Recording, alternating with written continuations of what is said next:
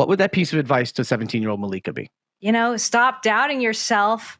Anything is possible and just go for it. I know that's kind of like woo-woo, but one of the biggest hurdles was myself and my own self-doubt. Good morning, everybody, and welcome to the Moon, episode number 4. If you're new here, every week we deep dive into a conversation about life, finance, stocks, and careers with unique and talented guests each and every time. And today it's a little bit different. We're bringing in somebody that is familiar with Twitch and gaming and just right down the alley of most people watching today, and that is Malika Lim Eubank. Now, for those of you guys who aren't aware of who this is, she is the CEO of HyperRPG. This is an award-winning production company for gaming and everything to do with it. Fun little fact, she's also a Power Ranger. We'll get into that a little bit. She is invested into the real-life Doge and Shiba Inu with her own dog that we're going to help get us to the moon. And then, her work's been featured at a lot of different places, including the International Festival of Games, Come Out and Play Festival in New York, and the Getty Museum of Art. I mean, we've got... This is some serious star power here. So, this is a big company too, and it's also designed stuff for Intel, BMW, Steelcase, Bit Circus, and so much more. But I feel like at this point, I'm just telling you all about her without actually introducing her. So let's bring her on in. Malika, come on in. Welcome so much to the Moon. I'm actually super excited about this this interview for so many reasons, and some of them I'm going to get into. But we were talking about bringing you on here, and I was doing some DD and doing some research, and I was looking to see some of your interviews. And I was like, holy hell, like she seems like a fun boss. And, as a CEO, everybody has this idea that CEOs are, suits, ties, and grumble. But, you're like that hands-on, like you're just like everybody else in the company. And I love that idea. I love that feeling. And I love to understand, what it is to, that makes you tick. So before we do that, could you give me a rundown of what Hyper is and just like a TLDR so like everybody can understand like what your company does exactly? Absolutely. It's a video production company that's focused on live streaming. So we do things like commercials and music videos like any other production company in Los Angeles, but we are focused on live streaming from the ground up. Our facility, our equipment, and our expertise and crew, we're all focused on live streaming. We started live streaming, oh my goodness, even before Twitch was even purchased by Amazon. And we've been live streaming. Our company officially is almost 6 years. Next month is going to be the 6-year mark in which we had the idea to create Hyper. But that's pretty much it. We're focused on live streaming, and we really wanted to join video content with interactivity. I founded the company with my husband. I'm the game designer. He's the video production master. And we're like, with our powers combined, we can do this. This is the future of storytelling, shared moments, and just a lot of fun. And live streaming, I'm sure you know this even better than me with the analytics, is that, it's blowing up. I mean, it's the future, like you said. Everything that we once did, whether it was tabletop games, whether it was cable TV, whether it was interviews, it didn't matter. It's coming live streaming. This is the future, and you're a part of that. And you said you've been on the platform since it was just in TV. So You've been through the changes. What is the most, unexpected thing that you've seen change since the beginning? Not the biggest change, but the thing that, when you got into this, you didn't think that this was going to be a thing. What is that? I'm curious. Oh my goodness gracious. So the technology is only growing. There's this amazing, I forgot the band, amazing J-pop band who did this like synced up concert where one of them was in Tokyo and one of them I think was in London and one of them was in I think New York or LA, and they were all like synced up in their performance. That is crazy, and one of the best commercials for internet speed ever, because I think it was sponsored by like the Japanese like NTT Docomo. So that's like not really an ad. Awesome. Yeah, not an ad, not spawn. Yeah, there you go, chat room. Thank you for helping me out. You see, I'm very bad with names, so I'm gonna be leaning on you all. That was amazing, incredible stuff. Just the interactivity. I'm excited to see it with sports, live events, special events. My own channel, we live stream alongside that year. The Academy Awards had the slip up when they gave the Academy Award to the wrong movie. Yeah, and experiencing that in real time. That was like a global moment, but with the chat room, that was a lot of fun because we were all in the chat room, trying to do our predictions of which film was going to win, which producer, which actor, actress, etc. And that was like a wild thing. And I feel like I want to experience all major events in my life and in news and in media through live streaming, because it's so wonderful to have a sense of community and shared interest while you're experiencing things in the moment.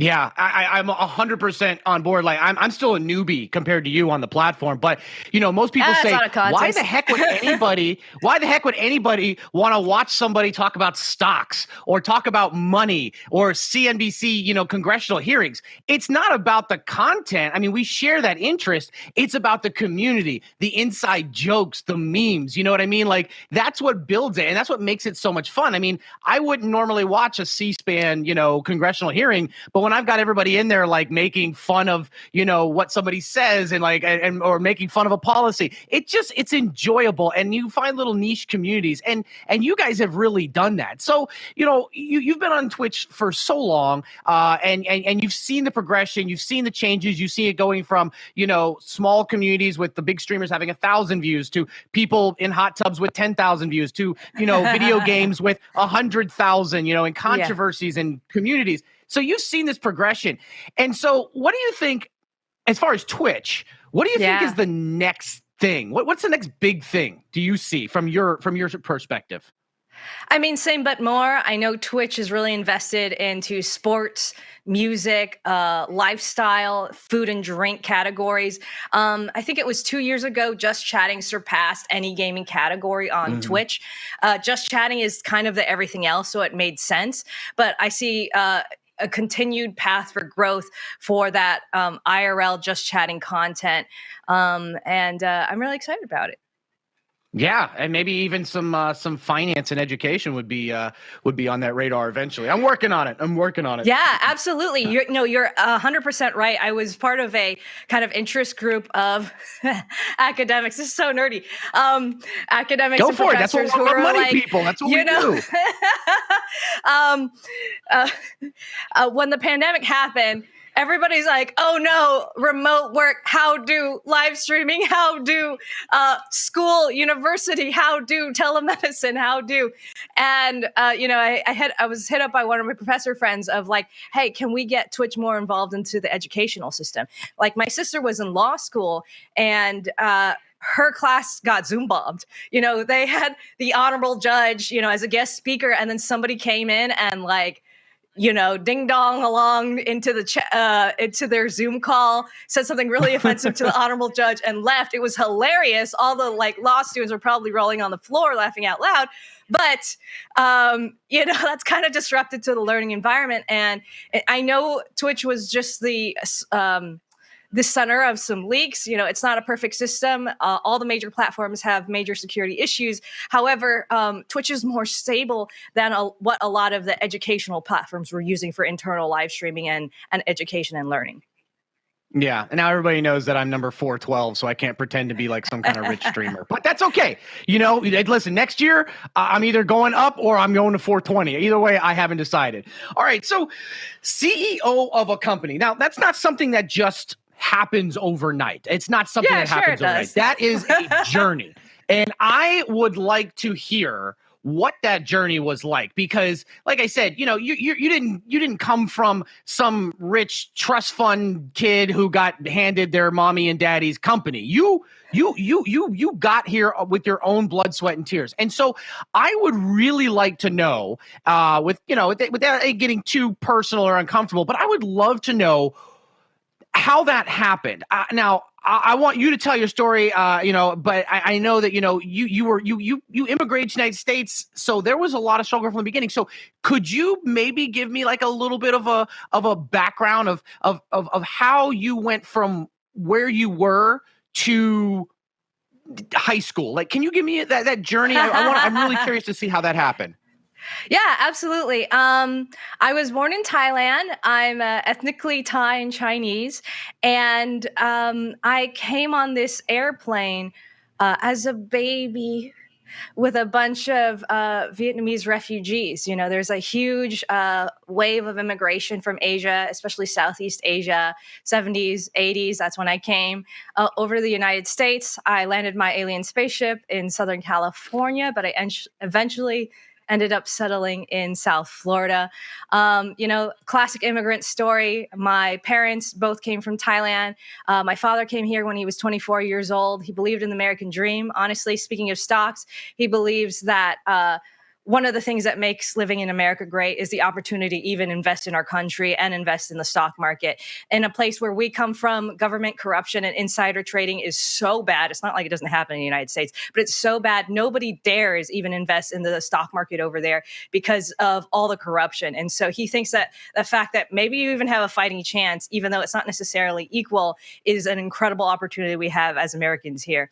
Anyways, that's the immigrant juice. But came up, grew up in South Florida, and the craziest people come from Florida. I acknowledge that. I'm in South Florida. I love it. Yeah. Okay. I'm from West Palm Beach. Let's get down into it. I feel like from the outside, everybody thinks that Floridians are crazy. I think from the inside, people from Florida realize we're crazy, but also there's an internal logic that makes sense to us, juxtaposed with the beaches, the swamps, the alligators, the fraud, the politics, NASA, like Disneyland or Disney World. It's a really interesting state to be from.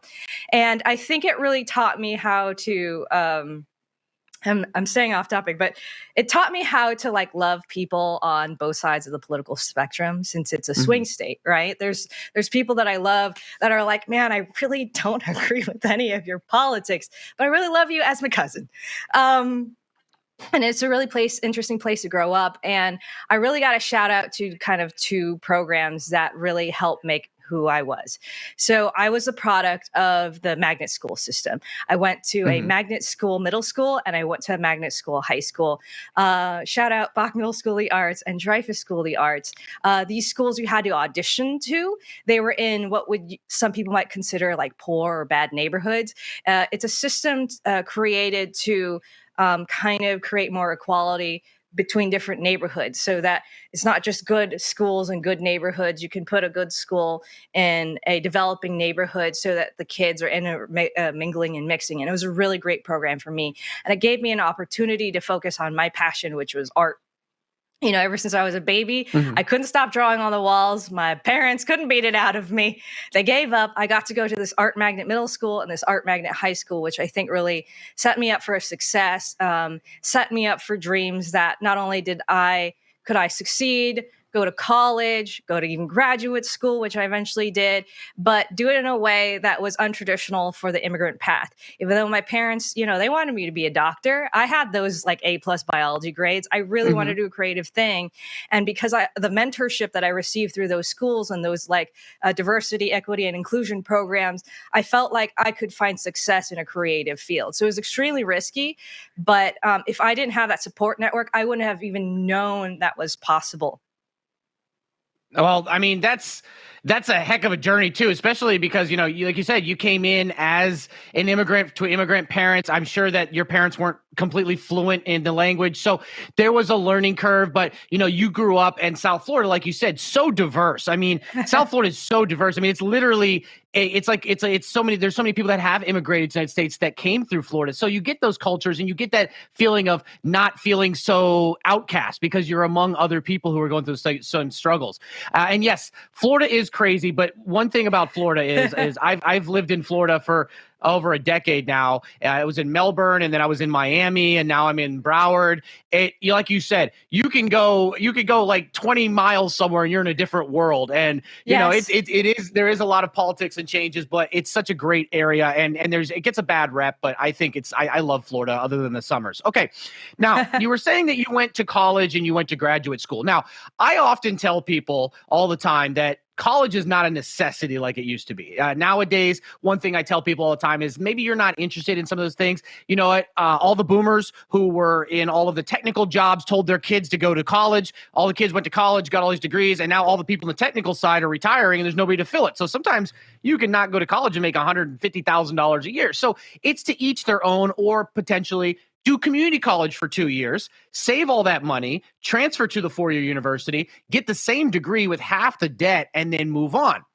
But you're telling me that you went off to school and to graduate school to USC, if I'm correct? Yes, I did. I did go to USC for graduate school. Oh, hey, real quick, thoughts on Reggie Bush? Should they give him go back and give him the Heisman? Oh, you cannot ask me any sports questions. I am 100% I'm just saying, art and computer nerd. They wouldn't let him have, they took his Heisman because he took some money or was given some money, and they said it was against the rules. But now the rule is that you can now give money to college athletes. So you're from USC. I was wondering if you think they should retroactively give him back his Heisman. I don't. You're about to get canceled one way or the other. Get ready. I know. USC is the center of a lot of controversy that I've actually had to compartmentalize in my experience, because I loved my professors, I loved my department, I loved my division, I loved the kids I went to school with and the people I met there. But administratively, I mean, I came from an era. I mean, there's some dark stuff. There was a kid who was murdered, who was my neighbor. There was the president had to step down from my university. There was the whole kids, celebrities paying to get their kids into school controversy. There was like a lot of stuff, and I'm more to be unearthed, you know. But so that's not my fault. You know what I mean? I came in and I saw an opportunity to better myself and to grow my dreams and aspirations. Unfortunately, as a person of color and a woman of color, I'm judged by different standards than the rest of the world is, and I need to collect tokens of achievement to exist and be able to play in the world of, I'm going to be a creative, I'm going to be a leader in my field, I'm going to start my own company, I'm going to be the CEO. And so I think it was extremely important for me to join a powerful network in Los Angeles. There's a nickname for people who went to USC. It's called the Trojan Mafia. 60% of people in Hollywood, this is like my first year when I went there, I don't know if it's changed, but they said 60% of people who work in Hollywood graduated or attended USC. So I think that's extremely important. And if I didn't go there, would I still have a creative career in the entertainment industry in Los Angeles? Quite possible. I do believe I would have been able to make it, but I don't know if I would have been able to make it to this level. Full transparency, my first investor into Hyper, my startup, my company, was my professor at USC. Straight up, he went to me and he was like, hey, what are you doing after you graduate? And I said, I don't know. Get a job, pay off my student debt. I was, I was like 24 years old, like a baby, especially in business, a business baby.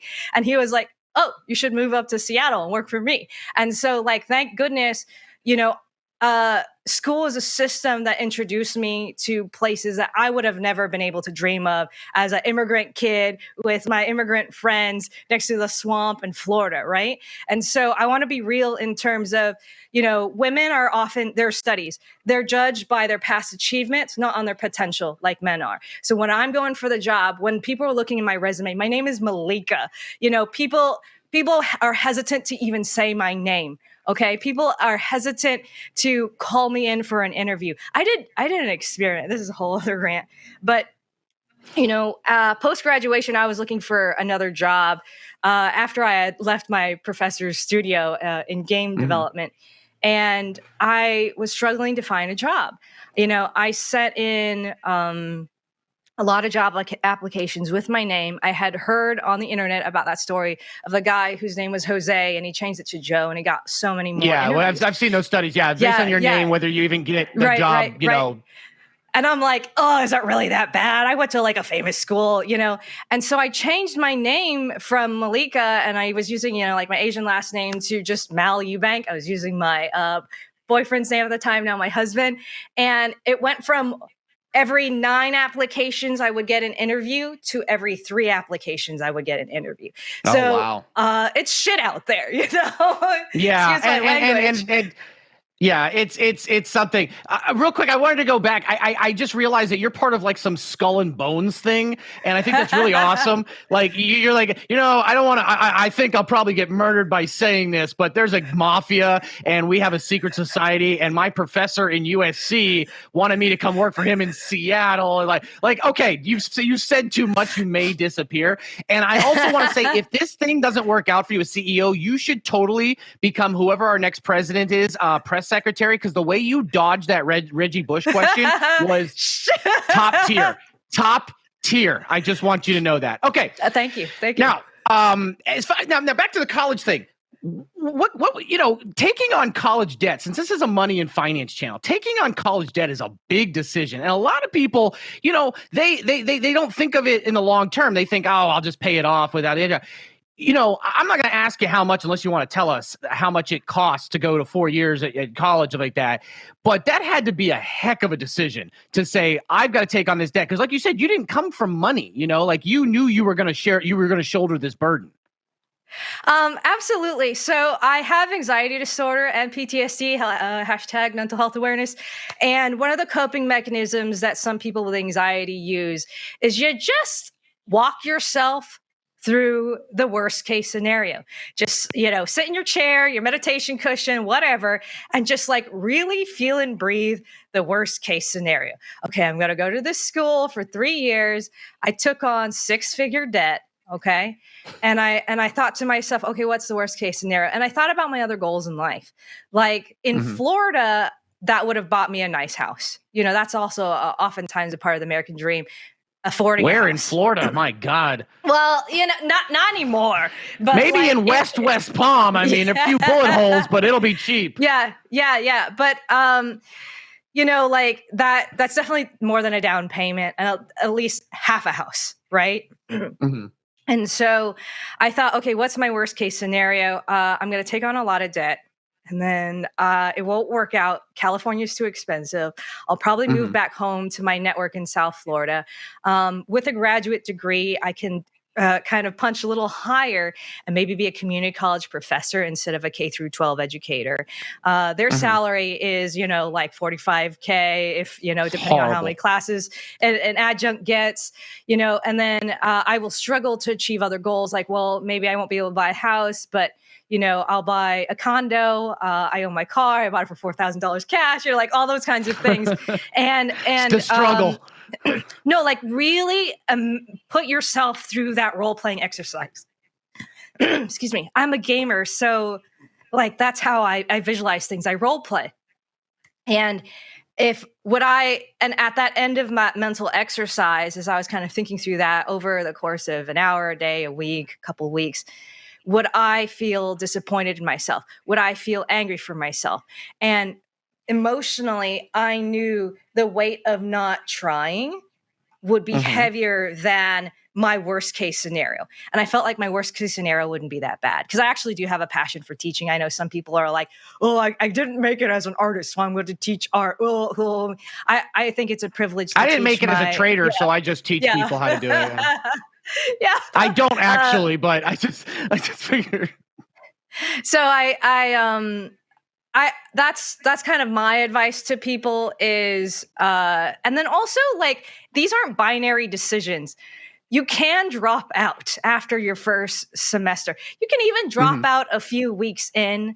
It doesn't hurt to apply. I mean, some schools have an application cost of $50, $100, but for the most part, it's not a big deal to apply, to get accepted, to come in. And like, hey, it's not shameful to drop out. It doesn't hurt. But I think you need to do things in your life, and you need to have a sense of self-awareness of, will I regret not doing this? Will I look back at when I was young and I didn't have the obligations of like, I wasn't married, I didn't have children. Why didn't I take that opportunity to take that risk?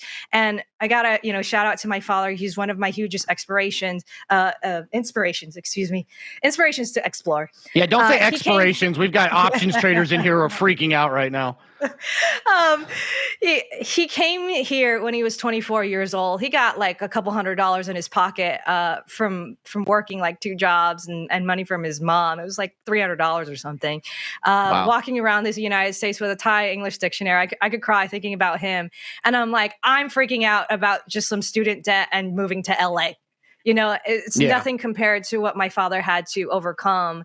And he got so far relative to what he was given into life. And I was given so much from my parents. And, I was set up for success from the rich education that I got from, my magnet art program, family, high school, all that kind of stuff. Family and education are often way more important than money because, once you set that foundation, that's worth so much more because if you don't have the family education, the opportunities are often squandered because you don't have that support system and that understanding. Now we got on a little bit there when we were talking about that, because I love the inspirational story. I love the idea of coming from nothing and building something. I have a very similar background when it comes to coming from nothing, maybe a little bit different, but it's all about building that. Now, I thought that the one thing that you were talking about that I really love is that as you say, I always try to listen when people are talking and where that elevation of passion is. And you keep saying that when you talk about being a gamer and video games. Where did that passion start from? Because, you said you came all the way from from Thailand, Vietnam to Florida. Where did this passion for gaming come from? You seem, every time you say the word gaming or playing, you light up. So where did that come from? Well, first of all, just to take it back, my worst case scenario of being a teacher, right? A lot of people hate their math teacher, maybe their finance teacher. They don't hate their art teacher or their, game design teacher, because if you're in that, You're really passionate, right? I mean, if you hate your art teacher, I'm really sorry. Come hang out on my stream. I'll tell you about art all the time. But where did that passion came from? I think inherent to human needs is play. I think everybody has it. Who doesn't like to play, right? Like, however, I always shout out to my parents and this title, Super Mario 64. God. I had a Nintendo 64. Yeah, it's so many game designers in my generation cite that as the reason why they got into game development and were inspired to do game design, right? Have you gone back and played it? Oh, yes. I have it on the Switch. I'm afraid to. I'm afraid to because I went back and played GoldenEye and hated it. Yeah. No. Super Mario 64 holds up because it wasn't going for realism, So it's not like when you play GoldenEye, you're like, oh, these textures are rough, dude. So the reason why Super Mario 64 just kind of ignited a passion in me was one, okay, it was a great game. It's a dope game. It's bomb. It's amazing. However, this was a time, speaking of my parents, I realized how much of an impact they've made on me, speaking out loud, but when I came home from school, they were playing my video games. They loved my video games and they love Super Mario 64. And they were sitting there and they're strategizing, how are we going to get that power star? How do you kill Bowser? Wait, no. You have to swing faster. Yeah, but if you swing too fast, it's like hard to hit the bomb, right? So they were like strategizing and they were talking about Super Mario 64 on a deep level. And I'd get home from school and I'm like, Mom, Dad, I want to play my video games. And they're like, did you study your spelling test? Because I was 9 and you're just learning vocabulary when you're 9 years old. And I'm like, no. And they were like, okay, until you study your spelling list and you know how to spell those words on your spelling list, you can't play video games. And then they just keep playing my video games. But I kept overhearing them like, wow, the designers are so brilliant. Have you noticed, like, this is a really tough level, so they put a little power heart here. And, oh, have you noticed that each environment has its own soundtrack? So they were, even though they weren't trained designers, because they were adults and thoughtful and creative people, they were taking apart the game in a very thoughtful and creative level. And even though they might have been telling me things like, hey, get a good career, be an accountant, be an attorney, be a lawyer, be an engineer, or something like that, I also heard that they had wonder and respect in their voice for the creativity it takes to tell stories, develop environments, and be artists and designers. And so I think that legitimized the fun and passion I already had in my heart. And so I think that's kind of like the initial spark of why games and why go into it professionally.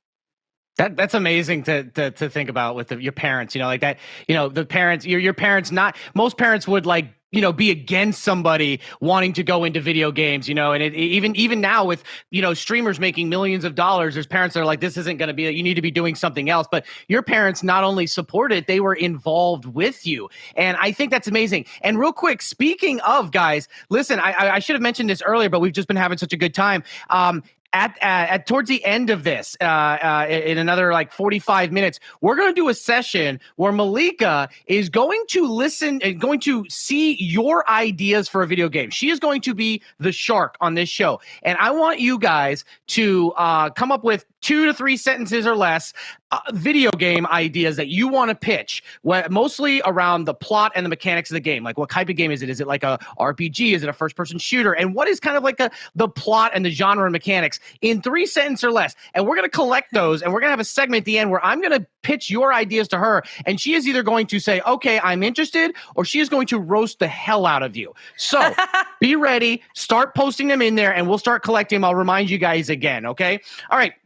So your passion came from your parents. I love this. This is such a cool story. I'm honestly think, because my wife is from India, so I'm familiar with Asian, like, not, they're all different, but that Asian kind of culture is a lot of like parents want their kids to study and go to be a doctor or a lawyer or engineer, and it's family and education, and it's like that. And very rarely do you see somebody, and I'm trying to imagine your immigrant parents, you coming home from school and they're sitting there on the 64, yes. Playing this, and then you say something and your mom throws a sandal at you to shut up and go study. I love that idea. And I remember I didn't grow up with electricity, so I didn't have that option. But as I got older, I had the opportunity to play video games sometimes, but it was something similar. They used to say, you have to read for every 2 chapters of a book you read and give us a synopsis, we'll let you play 30 minutes. And I had the book, I had 2 different series of novels, and that was Goosebumps and what was it? Animorphs. And so I would read those and tell them, and then get to play my video game. So I know what that's like. And now we just do with Wi-Fi passwords. Okay, so you decided to go to USC to what did you major in? So there's a School of Cinematic Arts, and there's a program called the Interactive Media and Games Division, and it's an MFA program. It's a 3-year program to study game design and development. Wow. And so you go to USC, you join the Skull and Bones, you get out, you go to Seattle to get initiated into the cult, and then now you have the power. So you graduated with all this debt. So now you've got this big bag. I mean, you're holding this bag more than somebody holding Palantir right now. And you said anxiety, you've already worked your way through it. What's the worst? What was your first job? What was, but besides working for your professor, what was your first independent job? Did you go straight into this, or did you go work for somebody? So I actually had a really interesting creative career before I came to Los Angeles to pursue game design.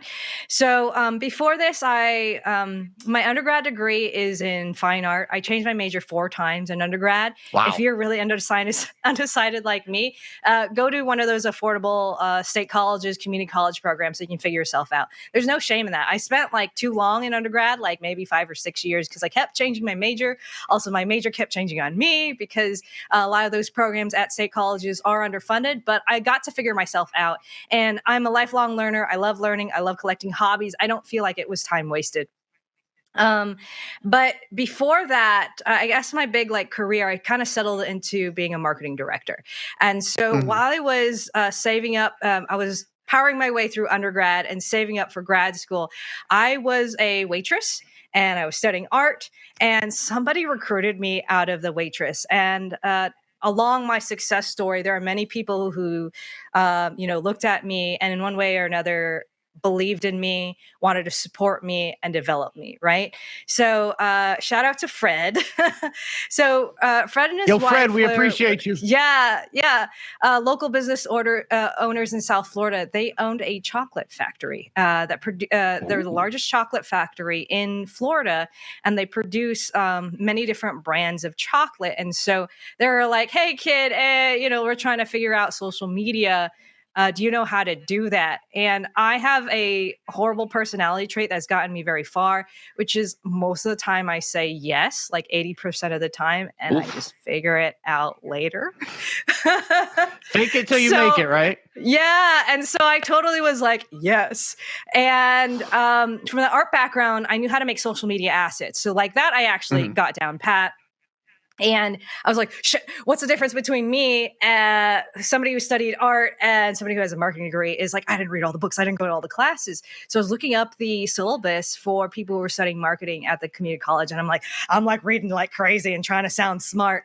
And I accept this job where I become a marketing director for this chocolate company, which is really interesting because there's overlap between marketing games and marketing chocolate in that you don't need either for life. You're kind of selling people things they don't need, which is a great skill to acquire if you're interested in the field of marketing. So fast forward, when I moved to Los Angeles to pursue a career in games, even if you go to school for it, people struggle to get their foot into the door. Even me, who went to like a great college with all these connections, I'm a professor. So you can't graduate that program unless you do some type of internship or self-study or that kind of thing. And you're good at lying. That's what you have to be too. Or shaping the truth. I think a lot of people from that program will tell you we are storytellers. It's the School of Cinematic Art. We're in entertainment. That's what gaming is all about, is storytelling. Yeah. We're writing the story to our lives. And so I went to this workshop. It was a free workshop from Microsoft, and I'm always pursuing additional education, even outside of school. All in Microsoft, got it. Okay. Yeah, yep. And it was how to port your Unity game to the Windows Store, because at that time, Microsoft was trying to court developers to create more stuff for their platform, because everybody is making games for Steam and the iOS App Store and all those things. So I went there and I made friends with this guy to my right, this guy to my left, and a guy in the salad like buffet line, right? I'm nice. A pretty aggressive networker. People tell me I'm aggressively friendly. My husband has blamed me for bullying people into friendship. I don't know what that means, but I keep doing it. This guy, I don't remember his name and I never talked to him again. This guy became my former boss. And that guy in the salad lunch line put my resume on top of the stack when I applied to work at Blizzard. Okay, so the aggressively friendly works when you're in the right space. This guy, I didn't know it at the time because I'm just like aggressively networking with anyone, especially in Los Angeles and the entertainment industry. You have to treat everyone like they're the CEO of something and they're also the son or daughter of somebody important, because half the time they are, And they could be in the Trojan Mafia. You don't want to step on, you don't want to step on the Don, Or they go from PA to CEO and people will remember you. They remember your face, right? And so this guy, shout out to Josh, he founded a mobile game company and he was the head of engineering. He's the chief technology officer. And I said, hey, well, I was all like, bright-eyed and bushy-tailed. I'm going to USC. I need an internship to graduate. Of course, I prefer it to be paid, but I'll take anything at this point, And I, kept in touch with him and I sent him my resume. And because I had more of an art and marketing resume, not a design developer resume, because I didn't have the experience that you need to get a job. You were still faking it till you made it. Yeah, that's a big problem in our industry. Hey, I want to be a game designer. Everything needs 5 years experience. Holy shit, how do I get that experience, right? Because of that, he gave me a chance and he said, hey, do you want to be a community manager? And at that time, I Googled after I got that email, what the heck is a community manager? That was kind of a new field. A lot of people didn't know what community management was, 6, 7, 8 years ago. And I was like, okay. I think one of my mods put that in their LinkedIn profile, honestly. Yeah. Yeah, well, it's a enormous field right now. A lot of academic research. It's a lot of hard work, but I didn't know what it was at the time. And I'm like, oh, it's a kind of combination of like customer service, moderation, and like maybe like some marketing. And at that time, the role of community manager and social media manager were kind of merged. Now they've been separated because they really are two different disciplines. And so I was like, yeah, I'll do it.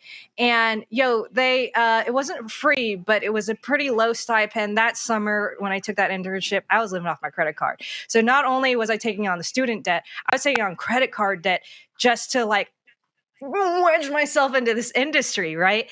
And I made my goals known. And I didn't know what I was doing at the time, but the art director at the company, he took me aside and he said, "You don't act like an intern." And I'm like, "What does that mean?" And he said, interns, they have this like intern energy. They don't like take things seriously. Nah, you're take the lead kind of person, right? Like they saw the leadership.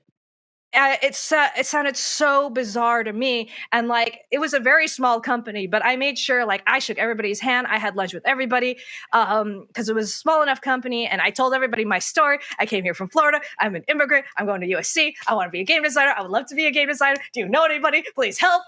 Well, throw enough at the wall, something sticks, right? And two things that you've brought up and that I really like is one is there's a couple messages I give to people all the time. One is the biggest risk in life is never taking any risks, right? We talked about that. Like, that's the biggest risk. You don't want to look back and not and regret things. And number two, you were just alluding to it right now is that everybody says, "Oh, you just got lucky," right? Like, "Oh, you got lucky. You're a big streamer. You got lucky. You're the CEO. It's because you got lucky." Luck has nothing to do with it. Everyone gets luck, but it's only the people who have put themselves in a position to capture that luck to take advantage of it. For everybody else, it'll just pass by. Like for me, right? I got my big thing because my first big boom in viewership was because of COVID, right? I didn't get lucky because of COVID. Everybody that streamed stocks had the same thing happen in the world. GameStop happened, but I had worked hard and done for myself. You did the same thing. Like you didn't, sit back and say, "Oh, I'm from an immigrant family," or, "Oh, I don't have connections," or, "Oh, I don't have money."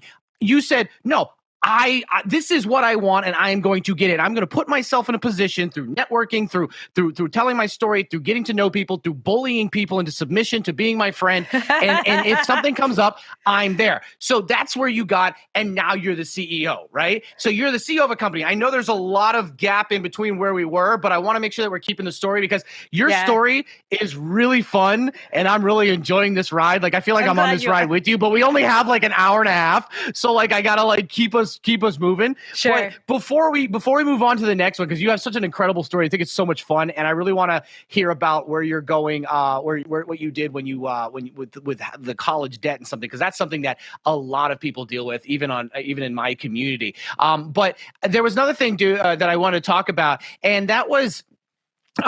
You are. They kept telling me about 2-Bit Circus. Yeah. What is 2-Bit Circus? Tell me about 2-Bit Circus. Oh, absolutely. Okay. So, well, to wrap up my last story, ultimately, it was the end of the internship, and I was like, "Thank you so much. I love everybody. I learned so much. Thank you. Bye. I'm going back to school." And the CEO of the company said, "Hey, you really want to be designer, right? How about you don't leave and we actually pay you?" And so eventually they made me creative director, big role on a small project, but it was funded by Intel. And so that was like, I went from intern to creative director on an app we were developing for Intel. And that was my first design role on my resume. But because it was such a big title and I've developed this relationship of trust with the small company that I worked at, it really like bumped me up. Right. Yeah. And so now Intel like back then was huge on your resume. Right. And then because I didn't even graduate yet, but I was already designing stuff for Intel, that really like helped bolster me up. But fast forward, to 2-Bit Circus. So 2-Bit Circus is this incredible company. It's described as a micro amusement park, and it was founded by the Bushnell family. So if you don't know who the Bushnells are and you're into gaming, you got to know, because Nolan Bushnell founded Atari and Chuck E. Cheese. And so I started working for the Bushnell family at Bit Circus, developing kind of amusement park games. And so as I was studying game design, I realized with my background in sculpture, I'm very passionate about stuff beyond the screen. AR games, VR games, mixed reality games, themed entertainment, roller coaster designers, all that kind of stuff. It's so fun. It's so cool. And so I applied to work there. And I found out that one of the designers who was currently there, I had gone to school with, and I had met at another volunteering job. Yes. So it's about the school, but also I reinforce those by, making friends with people, making connections. And he also happened to be my neighbor across from my apartment complex. So the stars were aligning. So I'm like, hey, do you like working for Bit Circus? I saw that they're hiring for a game designer. I'm going to apply. And so I came in with a stellar recommendation. And this was also during that period when I was changing my name to try to get ahead in the resume game. And so, I came in, I didn't hear anything. All right, well, maybe they passed on me. That's life. A month later, they emailed me. They said, are you still interested in the position? I came in, I interviewed. I was so nervous because I wanted that job so badly, because not only when you go back, I wanted to get my foot in the door with being a designer. Now I wanted to get my foot in the door with themed entertainment, be a Disney Imagineer, something like that. And this all came from your networking, right? Yes, everybody, some people in the chat were like, see, that's luck. No, if she didn't do all that networking, the guy who happened to be living across from her, they never would have met, and it would have just been a random neighbor. But because of the networking, that's what put you in that position to have that luck. And so, guys, that's something that we always talk about when you're looking for jobs and careers and doing it. Networking is everything. Once again, everybody would say, oh, see, that's just luck. It lined up that the guy was right across from her. No, your neighbor right now could be the CEO of a company, or be the future CEO of a company. But because you didn't network, he's just your neighbor. You put yourself in a position to take advantage of that. So here, Malika, we have to take a quick commercial break. But before we go on this quick commercial break, I want to let everybody know two things. Number one, guys, make sure you put your game pitch ideas in chat so we can get them. But more importantly, you might want to stick around, because when we come back, I am going to get with Malika about the day in the life of a CEO. I want to talk to her about the metaverse, sectors and future of VR and gaming, and what stocks or what sectors might have growth. And I want to get your take on massive game just disasters and flops, and your take on them. I may or may not try to slide in No Man's Sky and Cyberpunk. I don't know what you can say, but I want to get some ideas from you. So you better stick around, guys, because we are action-packed for the second half. This is fun. Malika, you are a blast. I can't wait to continue this conversation and then do the Shark Tank. So guys, stick around. We'll be back in 90 seconds here on To the Moon. We are back. That ad seemed way too long for me. I was all in the momentum of the moment. Okay, so Malika, we are back. Right when we left off a few minutes ago, we were talking about a few things, and one of them that I am really interested in from your point of view, before I get into what it's like being a CEO, like a day in the life of a CEO, is metaverse. Okay. All right. So I'm gonna start off with metaverse, and we're gonna get some controversy going. Okay.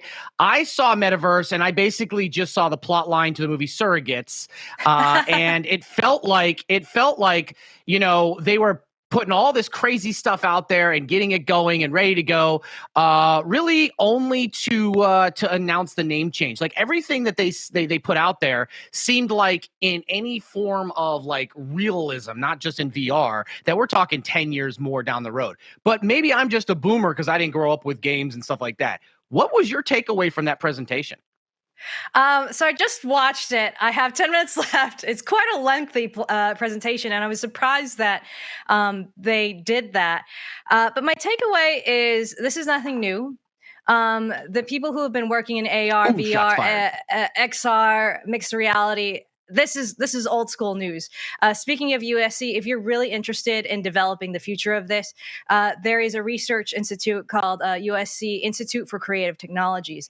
It was the birthplace of the Oculus Rift.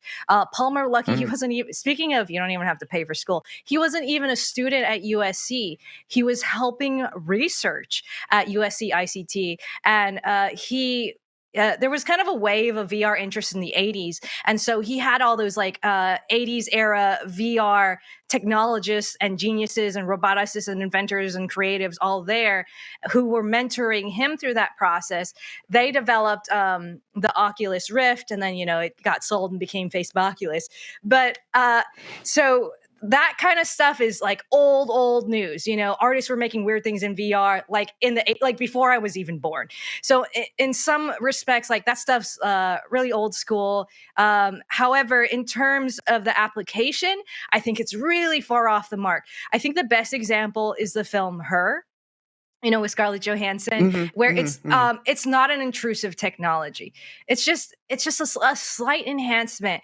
It's kind of like a virtual notepad when it's there, so you don't have to like go down into your phone. It's a little voice in your ear. It's a little bit of assistance. It's a little bit of efficiency when you get through that email. I think that's kind of the world that we want in terms of mixed reality applications, AR, VR, all that kind of stuff. So virtual girlfriends.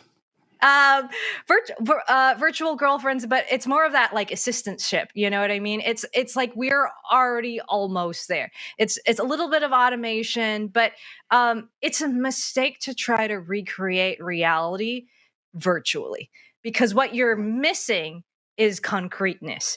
Mark Zuckerberg was talking about presence, blah, blah, blah, blah. A lot of things have presence. If you go to a really realistic statue in the museum, that has presence, right?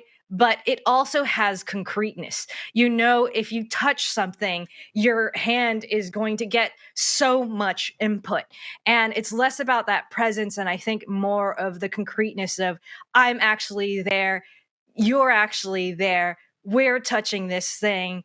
And so I'm skeptical about any kind of example of like recreating reality, and it's more of what is the hyper reality and how can you enhance stuff. So in terms of I know you have this probably upcoming question, but I'm more interested in AR and mixed reality than VR, which the Zuckerberg this is very interesting, because that was a great point. That was a great point you just made, that we're so used to concreteness that we're not ready.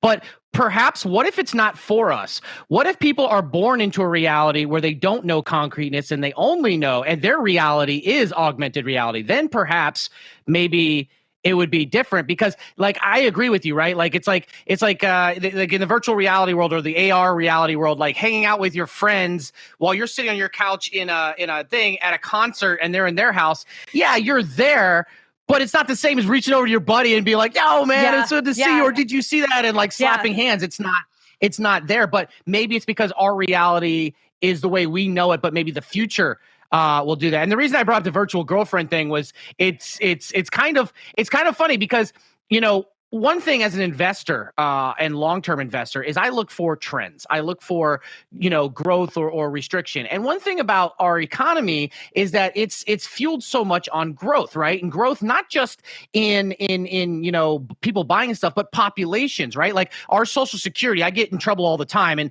because I say this, and I don't mean it in a negative way, but based on the actual definition, Social Security is a Ponzi scheme, right? A Ponzi scheme is where people pay into something, and then the people that paid in before are paid out by the people that pay in. So you're seeing that. I'm not against it. I'm just saying that's what the definition is. But, you're seeing that. But now as our population is declining, I mean, look at China, for example. China, in the last decade, has only netted 62 million people. Now, part of that's the one-child policy and stuff like that. But, in the U.S., birth rates are declining. In Europe, birth rates are declining. So populations are starting to shrink, meaning that the growth of economies in some of the first world nations now won't be there. But we're seeing that it's not just because people are worked to death and can't afford to have kids and buy houses because our generation is screwed, right? But also in Asian countries, it's becoming more of a virtual world, more of a streaming world. I mean, Japan has gotten so bad, they've actually made a minister of loneliness, because Yes. people are having relationships virtually, and we're becoming more and more, closed off. So perhaps that is going to be that gap fill in the short term for our generation, and then the next generation will just be used to it. Or maybe I'm crazy. You know this more than I do. No, you're definitely not crazy, but I mean, there's a lot to unpack there, right? Because, so there's like, there's a lot of things here. So one My thing bad. is, right, you know what? I really loaded up. Okay, how about we try it this way? Let me droop. Do you think two things? One, that metaverse, augmented reality, virtual reality, will develop at a point where we get more comfortable and more separate like that? And also the next generation, do you think that it'll just be a part of their life rather than something new, kind of like the internet became? So I think trends swing. So I'm a history nerd, especially an art history nerd, because art shows us how kind of not just individual emotion, but the emotion of like a populace and a time and a culture. And so right now we are heading towards this downfall into where loneliness is growing and growing and growing. Separation is growing and growing and growing. And if you look at the younger generations, they report less hanging out with each other and more hanging out with their parents and hanging out at home. And there's like that they live at home because they can't afford their own place. well, there's that, but also like there's a lot of separation and isolation. And I think it's gonna go and it's going to hit kind of rock bottom, and then the pendulum is going to swing, and there's going to be kind of a hyper connected kind of movement within society. There's, I guess, like, I don't know how old you are. I think we're like maybe similar age. We're kind of like part of this hipster generation. And a lot of anthropologists and sociologists believe, people are rediscovering how to cure bacon and knit and make their own sourdough because technology is progressing so fast, we feel like we need to hold on to the past. So on one hand, yes, technology is going. On the other hand, people are rediscovering how to make, sourdough during the pandemic because we do have core human needs. And yes, maybe it isn't for us and it's for a new generation. However, it takes more than 5 to 10 years to change biology. It takes thousands of years to change human biology and get us to a place where we may be comfortable not using certain senses. And at the same time, I think the technology is growing to meet us in the middle. You were talking about that example that was in the metaverse where, I could be in a virtual concert with my friend. And this is great during the pandemic where I could like maybe experience a concert safely with my friend. But at the same time, I get a lot of sensory experience when I'm at a concert. One of the kind of most fulfilling aspects of being at a live music venue is the rattle I feel in my chest, knowing that the vibrations of viola are shared with the cavity in my body. And I feel like that is an experience, an art making experience that has been with humans for thousands of years. And we are nowhere near that in AR, VR, and maybe you have like a simulator at home that has like a big bass and it kind of shakes you at the same time everybody else is around. But it's really not the same. I'm not also getting the smell of people's bodies and pheromones because they're so excited and stimulated by what's happening on stage. Like all those kinds of sensory experiments and experiences is what makes that experience concrete. It's like Ready Player One. Yeah, exactly. But can I be honest with you? And I'm not trying to make this awkward or inappropriate, but I'm just going to be very blunt, honest with you. Yeah.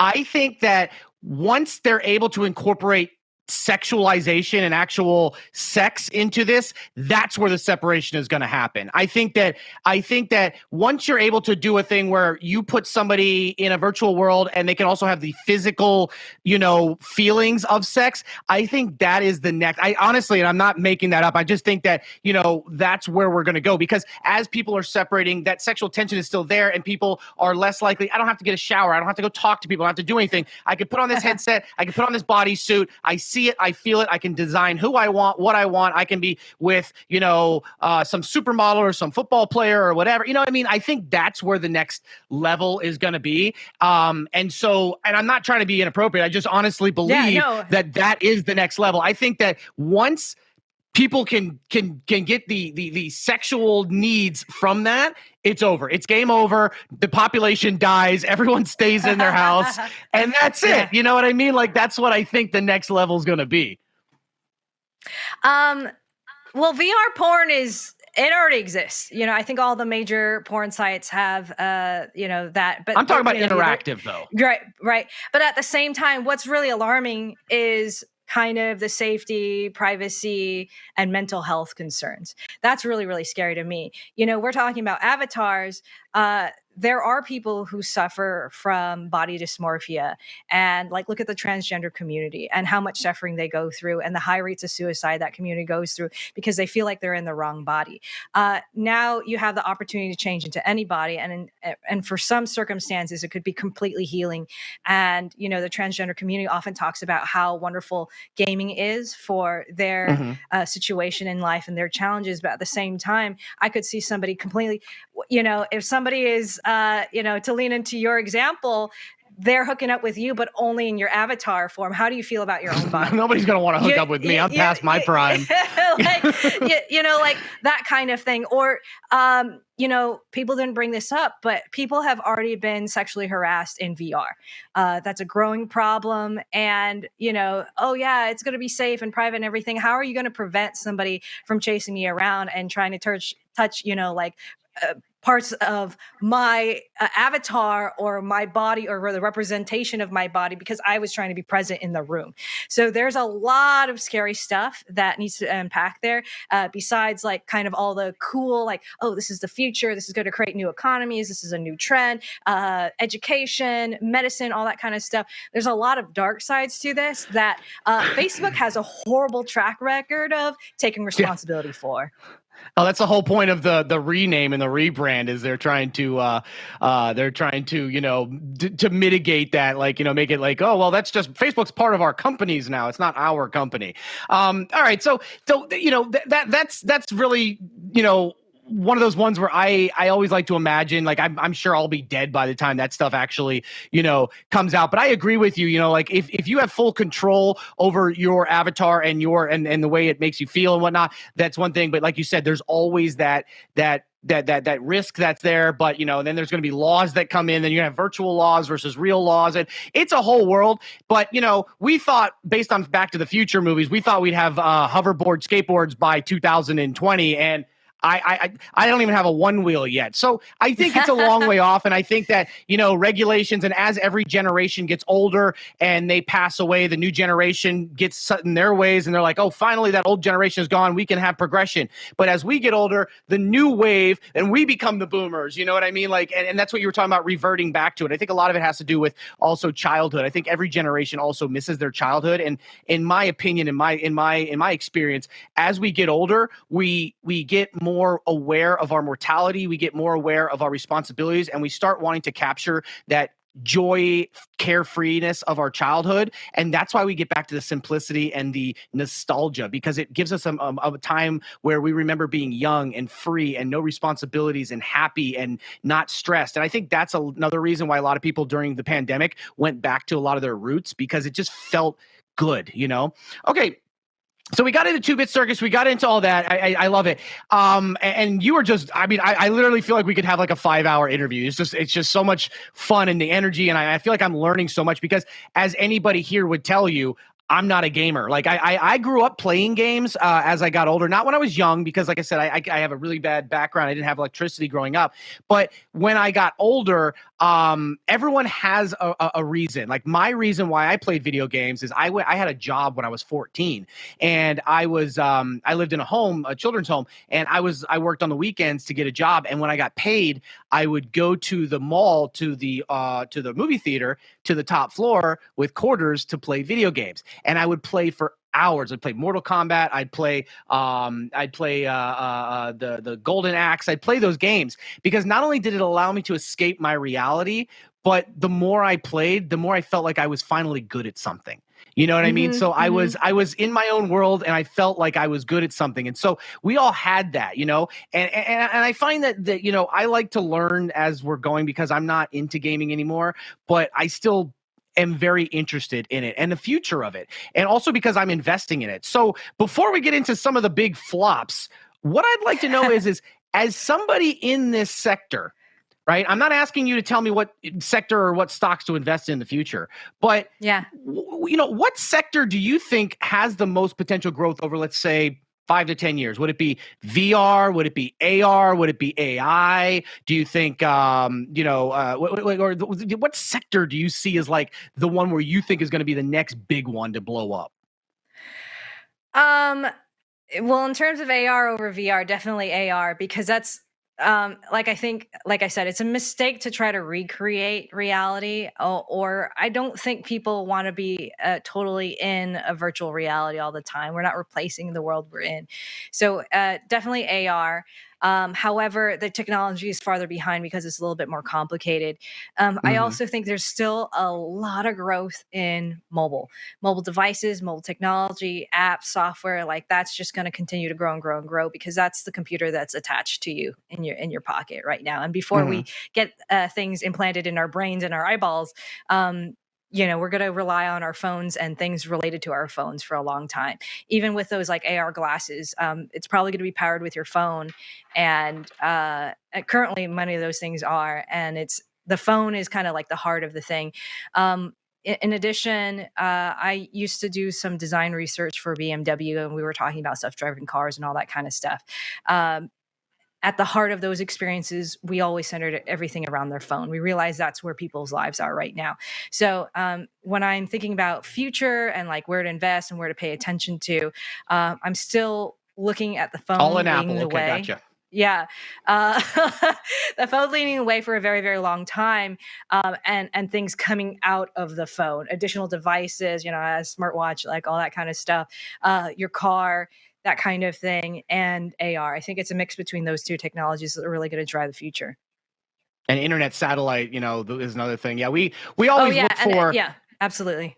Yeah, we always look for, the next big one. And I know that you're not maybe as familiar with banking or the space thing. I'm sure you're very familiar with it, but like, I understand. I'm just trying to get from like we had Sushi Dragon, who's a streamer here, and we had him on, and he does the same thing. And we talked about it. He said the same thing, AR over VR 100%, because VR is recreating something. AR is making something a part of what you already have. And I see that you guys keep talking about this, and actually the stock that he mentioned about that actually blew up. It was funny. All right. So we're talking AR, VR and whatnot, and stocks, you're talking about phones, and I'm a big believer with that as well. Like Activision. You would worked at Activision, I did not work at Activision. Oh, you didn't? Okay, good. I was going to say, I don't want to hit that topic up. I don't know what kind of parties there were when you were there. I don't want to touch that subject. But one thing that I realized about Activision, and that I invest in the company, not because I'm a fan of the people who work there, but because they're moving into mobile gaming a lot, and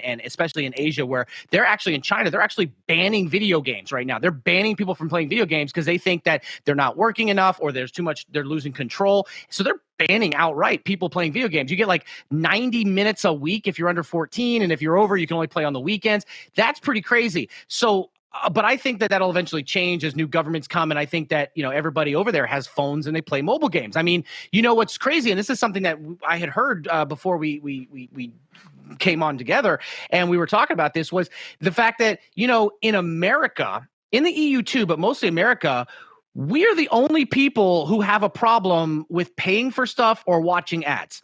Like, we have this entitlement, especially when it comes to video games, that it should be free and you shouldn't be pay to win at all. But yet other countries, and you can allude to this way more than I can, they'll pay. I mean, when you talk about games like Candy Crush that has $1 billion revenue, that's not from the US. That's from the rest of the world. Like, they will pay for something or they'll be happy to watch an ad. But God forbid you turn on Twitch, you don't pay $5 or $8 a month to watch everything ad free. So they're like, okay, we got to make money. Here's some ads. Rabble, rabble, rabble. So can you tell me, because you're in that space, is that true? Because that's what I heard from them talking to you. Can you elaborate on that? Yeah, absolutely. I think this is a very fascinating. Make everybody mad. Here difference. You go. I mean, I'm just going to be me, and if you're mad, that's your problem. But like, exactly. I think so. I used to work in mobile gaming, and I love cultural differences in what we want to play. I think that's so like fascinating. And so I worked with an Asian publisher. I worked with a couple of Israeli publishers as well. And, they were teaching us, the US based team, hey, you need to add more monetization to your games because the players in China and some of these other foreign countries, they have an expectation of they will pay for this game, they will pay to progress, they will, and if you don't put those in the games, they will feel like it's missing. Versus the kind of United States, Canada, the UK, there's more of that kind of skepticism and cynicism of if you open up your wallet to pay for an app, you're kind of a schmuck because there's so much good free stuff out there. So I think this is like a very fascinating difference. And obviously, the business-minded folks are like, okay, how can we make American consumers more like the maybe ones in China? On the other hand, it shows that there's no one size fits all as we continue to globalize and compartmentalize all these unique experiences, right? And the technology offers us the opportunity to do that, where people may love their AR glasses in one country, but in another country they're more about unplugging and completely going into VR. And so that's where the overlap of game design and like psychology and anthropology and sociology kind of overlap, and it's super fascinating to me. And if you are investing in technology, you need to look at companies who are not, how there's like the heliocentric model. America is a little America-centric, and we think everybody thinks like us. And I think that's a big downfall of a lot of American companies is we think the world evolves around us and everybody is like us or wants to be like us. And it's a huge mistake. So in terms of where I would look to invest and pay attention to, I'm looking and investing and paying attention to companies that are aware of globalization, because we're not the biggest country in the world. We're not the second biggest country in the world. We think we are, though. Yeah. How many kilometers? I don't know about that now.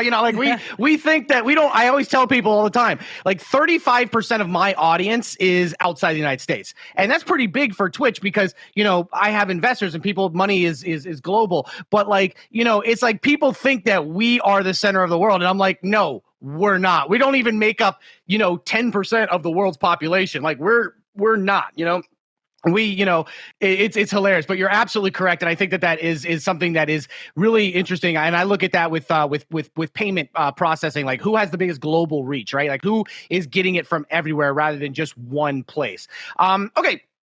So I know you got to get going soon too, because our interview is going to be up soon, but there's so much I want to hit, and I'm going to hit them quickly. The first one is, I promise these guys game flops, okay?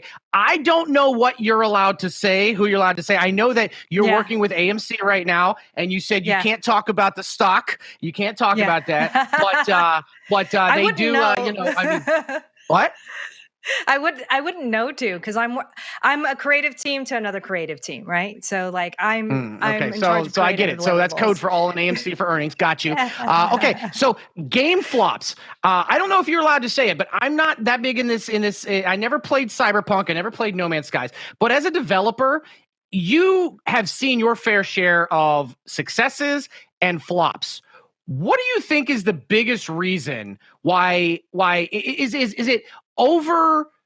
Is it like over? I don't know. Over promising, under delivering. Is it overestimated expectations? Is it development? What separates these games from being the success and a failure in your opinion? Like, what did you see that caused them to be such failures? I've been a part of multiple failures. I'm just going to say that right now. That cute story of when I got to design for Intel, that app got canceled, right? So that was like my first experience in the game industry. However, it's kind of three main things I can think of right now. One is scope creep. This is a term, if you're not familiar with technology, in that, hey, we're going to make a game and it's a racing game.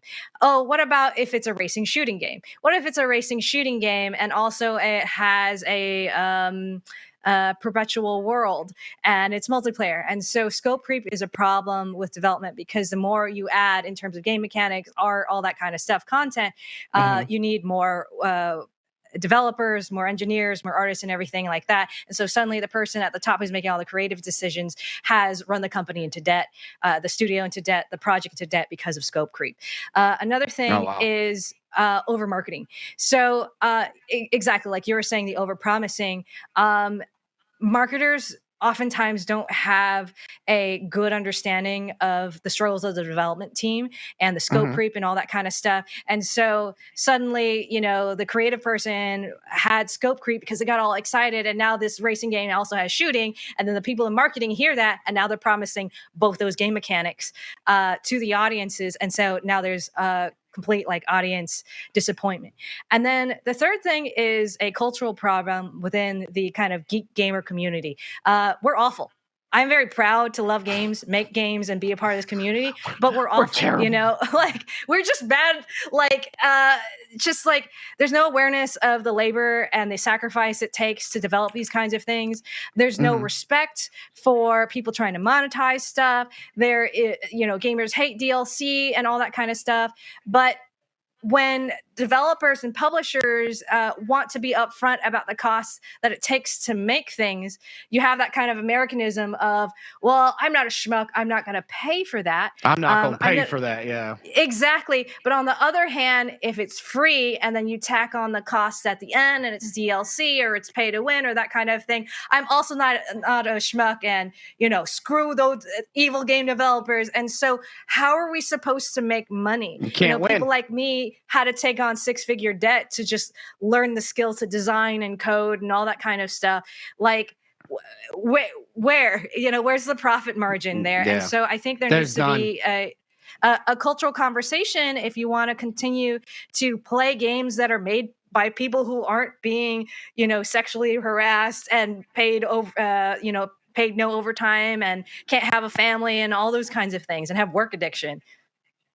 Yeah, I'm thinking about it, from a streamer standpoint, right? Like providing a stream, right? Like you want to stream and you want to provide that content, but you've got to monetize to make it a job, right? You've got to but you don't want to run ads on your stream because you don't want people to get upset. But if you don't run ads on your stream, then you don't make, or if you don't do this, I'm saying, there's always that struggle, like me with sponsors, right? Like I probably get 10 sponsor offers a month and I turn down most of them because I'm like, is it the money or do I, whatever, but I make enough money for my community that I don't have to worry about it. But if there is like you said, it's absolutely there. So before we get to our little Shark Tank thing, there's two things I want to do. Number one, I just want to get your thoughts quickly on, and I don't like to make this about, differences in people, but, one thing that has been massive over the past decade, especially, and I'm sure you've seen this, is the rise of women in gaming. Okay, gaming, not just in developing but playing games, streaming, and stuff like that. Has that surprised you, or do you think that it's the market filling a need? Because from a financial standpoint, women make up 80% of consumer spending in America. Women spend the money. It's just how it is, and we're seeing. Whether it's I doubt it's by demand. Most people think, we have to do an inclusion to bring more women in. But I think the market is just reacting to that. And we're seeing that with, Minecraft. We're seeing that with Stardew Valley. We're seeing that with Pokemon. But we're also seeing it with regular games. And women are just coming into it. Do you think that that's going to continue? Or do you think it's a flash in the pan because of COVID? Or what do you see? What have you seen? And what do you see moving forward? I definitely see more equality in terms of the general population and how many gender minorities are represented in games. And it's not a trend. It's not something hip. We've been here and we're here to stay. If you want to go back to some of those old arcade games that you know and love.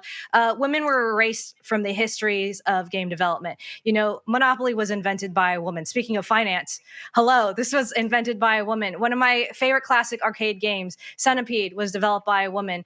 There are so many women who have just completely being erased from game history, and all we remember is Nolan Bushnell and people like that. In addition, there's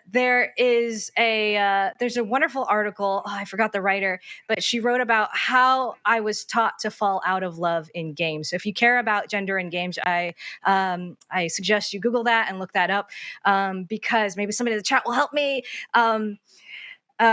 When my parents were playing Super Mario 64, they didn't see that as a boy's toy. And so things in the toy aisle are rapidly changing with an understanding of inclusion towards gender, towards race. And so that's going to change. The next generation, children aren't going to be like, playing games is for boys, making games is for boys. That's already like been changing, and it's going to continue to change.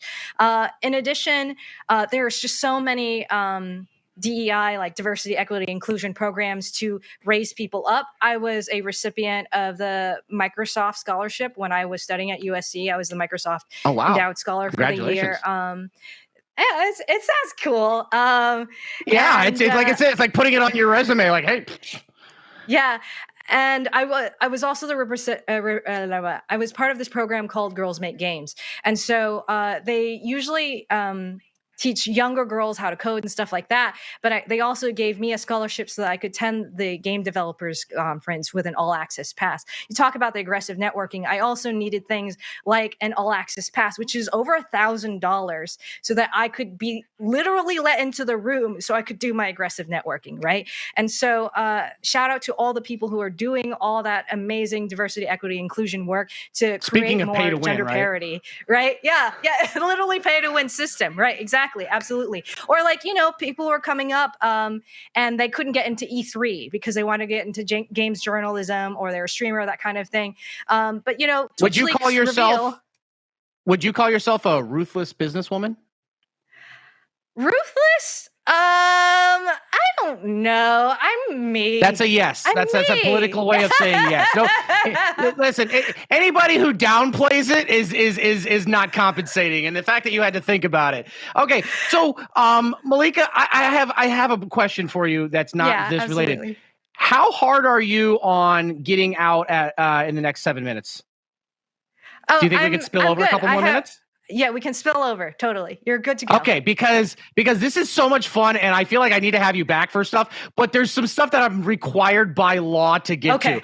Real quick to get to you, when it comes to women in video games, whether it's them playing it or if it's them developing it, I've always been a believer. I don't care who makes it as long as it's good. You know what I mean? Mm-hmm. I don't care what color you are, religion you are, what gender you are. If it's good, I don't care. It doesn't matter who makes my video game, who makes my shirt, who makes whatever. And I think it's awesome. I just really like the idea, because I recently had a child, and it's a daughter, and I never thought I would have kids, let alone a girl. And so my whole worldview has now been shifted as somebody who grew up alone and in homes and always being a tough guy who had to live on his own, no family, and go in the military, stuff like that. And now I have my little princess, and I'm seeing the world through a new scope. And I think it's really interesting to kind of, I want to get ahead of her experiences so I can be prepared to help her through it, or help her cope with some of the challenges she'll probably face because she's a woman. And I don't want to be the kind of guy who's like, oh, well, she's just complaining about it. Women don't have it bad, or something like that. Like, I don't want that to be me. I want to be there to support her and comfort her and know ahead. It's kind of like going out ahead on the ice to make sure it's stable before the kid comes out. So, I think it's so cool to have that conversation. I'd love to explore it more, but there's two things we do have to get to. Number one, we have to get to the Shark Tank thing, and number two, we have to do you teaching me something. Now, everybody teaches me something. Okay. So I want, instead of teaching me something, I am going to, and there's so much we didn't get to. But it was just so much fun. Okay. I'm going to put it this way, and it's less teaching and you school me, okay? You're familiar with Dungeons & Dragons, right? Obviously. Yes. I have never played, and I have always wanted to play Dungeons & Dragons. I never had any friends. No, I just didn't have anybody that I was able to. I did try one time. I did a meetup group, and I went, and it was at a comic book shop. And when I got there, I got into the comic book shop, and the guy was behind the counter. He was a heavyset guy with a ponytail. He was balding, and he goes, yeah, can I help you? And I said, yeah, I'm here for the D&D meetup. And he said, he looked me up and down, and he walked back in the back, and then another guy came out, and he looked me up and down. He goes, I'm sorry, but we're full. And so I feel like I don't know what happened. So after that, I was like, well, screw this community. But then I realized that's not representative. I got bullied by some guy who just probably reminded him of somebody who picked on him in school or something. And so that's fine. I still really want to play Dungeons & Dragons. I really want to learn it.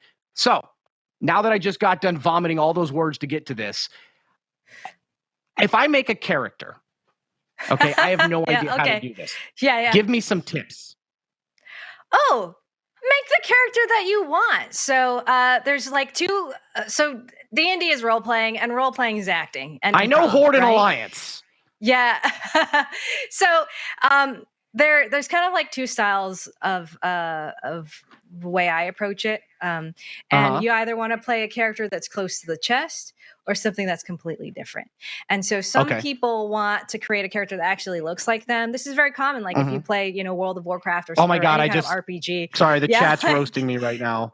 I just realized that I think I used a World of Warcraft thing for Dungeons and Dragons. I am so sorry. I am going to get canceled by the D&D community tomorrow. No. Well, first of all, the D&D community needs to stop gatekeeping. And the second thing is I would approach it with like, hey, do you want to create a character that's close to the chest? That's maybe has my personality type, my body type, that kind of thing. Or completely different. Like me personally. So either old and balding or a fox. I love to play a completely different character type. Like I'm small, I'm Asian. I feel the expectation to like be smart and good at math, even though I'm not really bad at math. So when I play an RPG, I want to be like an enormous 7 foot tall barbarian orc, does stupid things, smashes things. Whose only weakness is hammocks or something, right? Yeah. Because it's freeing to me. That's my fantasy, that I can go around and just talk like enormous and just like do whatever I want and like pick my nose and be gross. Because I feel the pressure of like, I can't really do that IRL. Other people like want to create an enhanced version of themselves, right? Where like it's me, but just a little taller, or me when I'm better rested.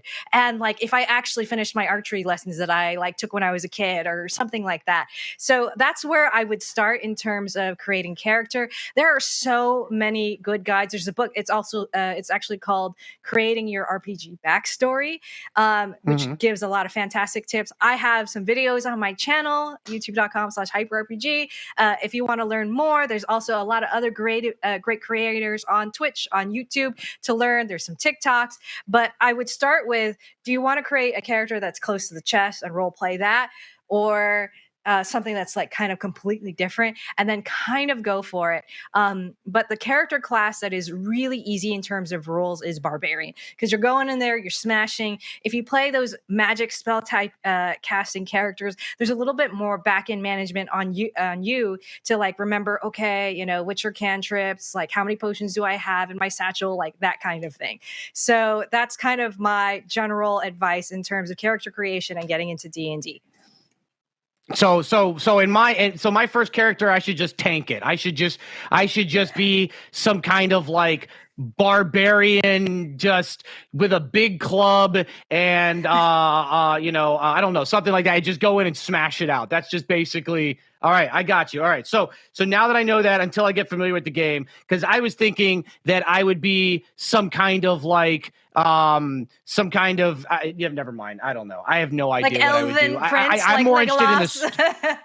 No, I want to be more interested in the story than the character itself. Like I'm all about like driving a story, because I have that imagination like you do, obviously. I mean, you're the CEO of a company who creates these worlds. It's all about imagination. So speaking of imagination, this is the time of the show, guys, before we get out of here. There's no Q&A today because I think we're going to run out of time, but Shark Tank edition. So I am going to take all of your guys' pitches for games that you have been doing throughout the stream, and I'm going to bring it up. I'm going to read it to Malika, and you are going to get a pass, or you are going to get a fail, or you are going to get roasted, depending on what she says. Now, remember, I'm going to pitch it to her. Don't give me some generic, there's a fox and a hound, and they fall in love, and they have to play to hop over lily pads. Nobody cares about that. I want to know, does that fox have a machine gun? Does that hen or that hound, is there a story arc here? Is there, what is going on? So hit me with it. If you haven't done it, do it now. They're going to bring it up. Malika, are you ready? Oh, I'm so ready. All right, let's see what these guys have. All right, first one, if it's there, if I don't have to fire somebody. Where is my thing? Okay, here you go. And do you want one-word answers, or do you want me really? You just tell me what you're thinking. All right, This one comes from Philby63. Here's the game. It's called College Fridge. It's Tetris-style game where you have to put the food in the fridge while moving out the food on the verge of going bad. Literally their own life. I'm gonna give it a thumbs up. I think it's a great mobile experience, but it may fall into the trap of too real. So it needs a little bit more to make it into the fantastical. Maybe discover a friend in the fridge. I don't know. Okay, so if you want to make that game more unrealistic, food that you could afford, because it's college, right? Or healthy food. Boom, there you go. Realistic would be Chipotle and McDonald's and ramen, but we could stock it with like fruits and veggies and like organic stuff. All right, I'm gonna say thumbs down. But you may get some funding from a social justice or charity group because it proves a point. Ooh, so that's a no-go. Okay, next one. Placeholder 111. A VR or camera world painting game where you have to figure out which motions and gestures make what art and contracts. I'm going to say thumbs down because there are too many competitors in the market who are kind of similar in terms of like VR painting and dancing kind of thing, and I think you're gonna have a tough. It's like a tough sell. All right, so get wrecked, nerd. Crowded field. All right, next one. Yeah. Hot Steamy Garbage says, a sandwich roguelite where you play one slice of bread trying to get to the other, and the ingredients you collect give stats. I'm going to say thumbs up because one of my favorite games is Katamari. So if you can really yes and that and use if this is true, what else is true, as it's the beginning of maybe a fun idea, you could really develop it.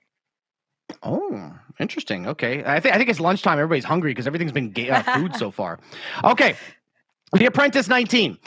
A game where you play as a personable election trying to get into a piece of a machine. Oh, sorry, electron. Jesus, let me try that again. A game where you play as a personable electron trying to get into a piece of a machine and make it work. And you have to drop in gates to make it happen with little or no explanation in circuitry lingo. What the? Did you follow that? I think that could work also as a mobile puzzler. I think that could really work. Yeah. All right. I think I lost myself reading that out because I was all over the place. All right. Next one. C2FU Creep. An adult party game. Imagine Wii Sports Mario Party with foul language mixed up with beer and liquor. LOL, #good times. Wouldn't that just be a real life thing? Yeah, it sounds like a real life game, and it sounds like within, if you find the right target audience, it could be a winner. I mean, I guess what I think would be great would be, I've got it right now. You know how the problem with beer pong is that it's set up, it's messy, it takes a lot of room. The ball hits the floor, it's dirty, it's nasty. What about a Wii Sports beer pong where if you get it in, you have your cup next to you and you take a drink there? So you're just doing alcohol-infused games without the actual boards. All right, I'm going to say it's a pass for concept. It's a fail for monetization because how are you going to make money? Jesus. Wow, I just got wrecked. Okay, fine. Oh, you talking about mine or his or both? Both, because if you're going to keep developing this rule set, what are you going to do? Are the rules going to be a card box that people buy at Target next to the solo cup aisle? What's the marketing plan? I mean, I was thinking a homeless simulator, but then I could just, stop paying my rent. Okay, next one. You play as Santa Claus, and your goal is to deliver presents to homes. It's the middle of the night, and a parent notices you placing presents under the Christmas tree. The mission requires no witnesses at all costs. Oh, murder Santa. Yeah, totally. I love it. Definitely. There's somebody out there who's going to develop one of these games from today, right? Yeah. All right, you got thumbs up. All right. Any more before we go on? Let's see if there's another one that pops up. Let me see. Oh, here's one. A hacking game where you set up your own defense and other people around the world can try to hack you to get points to use for your own upgrade of your server. I'm going to say fail because film has struggled to depict hacking in a realistic and compelling way. The closest one was Mr. Robot, and even them, they kind of had a hand wave what hacking is actually like. So I feel like I heard a lot of pitches for simulation games tonight, y'all. Chat room, you need to try harder because what happened to Rock Band and Guitar Hero, when people got really, really good at those games, they're like, why aren't I just investing this time into just being a really good guitarist? And that was why those games kind of fell. So in terms of being inspired by real life to create games, you got to kind of go harder. All right, how about this? Stock witch. You play as a witch and try to convince other people you're not a witch. Your actions in the game will be judged by an NPC. Okay, never mind. Burn the witch. Never mind. That's just somebody trying to be funny who's not funny. Yeah. So as far as hacking, the worst I ever saw was an episode of NCIS where like the girl is like, and then the guy comes in and on the same keyboard to double hack. I'm like, that's not. I don't even know computers, and I know that's not how that works. My favorite hacking movie of all time is actually a Christmas movie called Die Hard. I mean, I love, but you see that's like, now that's also like a sneaking kind of mission type game, right? Or, maybe a fun game is a VR game where we're making fun of those games, and it's actually an exercise game too. And how can you do that? How fast can you do this? You know what I mean? I think they should just make a Twitch mod simulator, and you can put the difficulty level from Minecraft rated G to like hot tub streamer, and you have to moderate the chat. Like that would be, but you can't. It's difficult because you can't let people be too creepy, but you don't want to ban the wrong people because they might be big donators. But at the same time, you don't want to overdo it and click wrong because now you've pissed off the streamer. That would be the game. That would be the most difficult game. I think a mod of a hot tub stream simulator would be a home run game. Okay, Malika, I know you got to get going, and so do I. I have so much more I wanted to get to. I wanted to get to a day in the life of a CEO. I wanted to get what it was like getting investors and all this other stuff. I guess I'm going to have you come back on another time. Oh, no. But there's two things that I always end my streams with. The first one is, and this is very important, all jokes aside, and that is, people who, and I know you're really understand this probably more than almost most people, and I know I do too from where I come from, and that's that a lot of lessons we had to learn the hard way. And that's just life. I tell people all the time, they say, Stocky, I'm 20 and 22. My friends got this. I don't feel like I have my life figured out. Listen, I'm 36 and I don't have it figured out. We just get better at learning from our mistakes and pretending or making it seem better, right? We just buy nicer houses and nicer cars and get further in debt to pretend like we know what we're doing. But we learned a lot of mistakes, and we have to learn mistakes. It's how we learn. But sometimes there's something we wish we could go back and tell ourselves that would be insanely helpful. So if you could go back in time to 17-year-old Malika, and you only got to say one thing, you don't see yourself, you get to whisper one thing in your ear, one piece of advice, and then that's it, and you disappear. What would that piece of advice to 17-year-old Malika be? I've had this thought exercise a couple times, and I think it's actually extremely useful to imagine yourself as a child and talk to them. I think it's extremely healing. But the one piece of advice is, stop doubting yourself. Anything is possible, and just go for it. I know that's kind of like woo-woo, but especially as a person of color, woman of color, immigrant, poor person, all those kinds of things, there's imposter syndrome is rampant in those communities. And if the future me could just say like, you would be okay, I think that would have helped me so much, because ultimately I listed all those systemic things, but one of the biggest hurdles was myself and my own self-doubt. Yeah, I think a lot of people, especially, with anxiety, a lot of people who don't really understand it, I deal with my own personal issues with, the different things. And one thing with anxiety, I've always seen is the first thing I do is think of everything that could go wrong, right? Or why I'm not going to enjoy myself. Or my wife says, hey, let's go to the beach. And I'm like, got to get in the car, got to load up, got to get the baby, drive. There's red lights, and I got to find parking, got to pay for parking. Then I got to go find a spot. It's probably going to be big. That's all I do in my head. And I end up not enjoying it. But once I get past that, if I'm forced to go, then I get there, I'm like, oh, it was worth it. But every single time, all I do is go through my head of why it's not going to work out, why my stream was bad, why this didn't work out.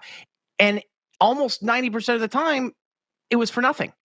And so that doubt is what has stopped so many people from doing something like getting that other job, changing their insurance, getting their 401k, doing a new application, leaving where they're at because they're afraid of change or afraid of it going bad. Like, what if I leave this company to go somewhere else and I lose my health insurance, right? That's a big scare. Yeah. But at the same time, that's also a chain that's going to tie you down forever. So I always love the idea of don't be so afraid, I mean, how many times do people in their 30s look back and tell younger people the same thing? And those people don't do it, and they tell the next generation, and it's a constant thing. Yeah. I mean, if you want one like final takeaway from me, and sounds like really woo-woo, you can make fun of me, but this is who I am. I'm being honest and vulnerable right now. Chat room is with anxiety, I was living a life of fear, and now I've made a conscious effort, and it's scary sometimes, to live a life of love. And instead of being like running away from things that I'm afraid of, running towards the things I'm excited about and I want to support. And if you can take that and juxtapose it with, and also be smart about it and have a little bit of planning, I think you're going to be okay in life. You're going to make it. You'll be fine. You're going to reach at least some of your dreams and goals, And another thing I look back at is that every time I thought my life was ruined, it wasn't. Right? Totally. Every time I thought my life was ruined, it does. When you're young and you get dumped or you get fired or you do something stupid, you just think I've ruined my life. And every time I thought my life was ruined, it wasn't. You know what I mean? Obviously I didn't get caught. I didn't murder anybody, or I didn't do anything like really bad, but like mistakes I made, I was able to overcome them. And so as I've gotten older, when I fuck up, I think to myself, hey, remember that time I did this? I was able to overcome it. And I think it's just experience. Okay, Malika, the last thing I promise, because I know you got to go, and I'm just taking your whole day up right now, is I need you to give me 3 random letters.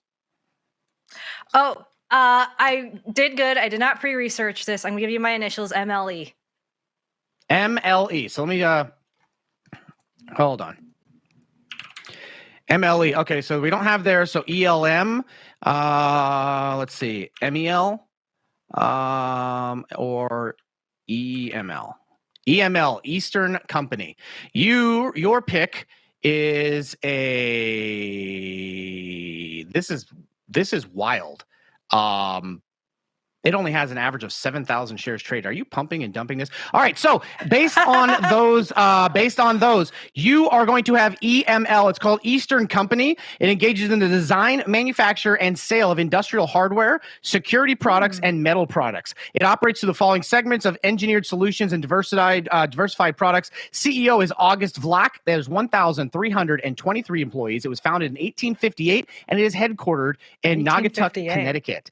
So congratulations. You are doing that. Also, you're going to be there for the follow-up for the run-up to earnings, because next Tuesday will be the day before their earnings. So we'll see how this plays out.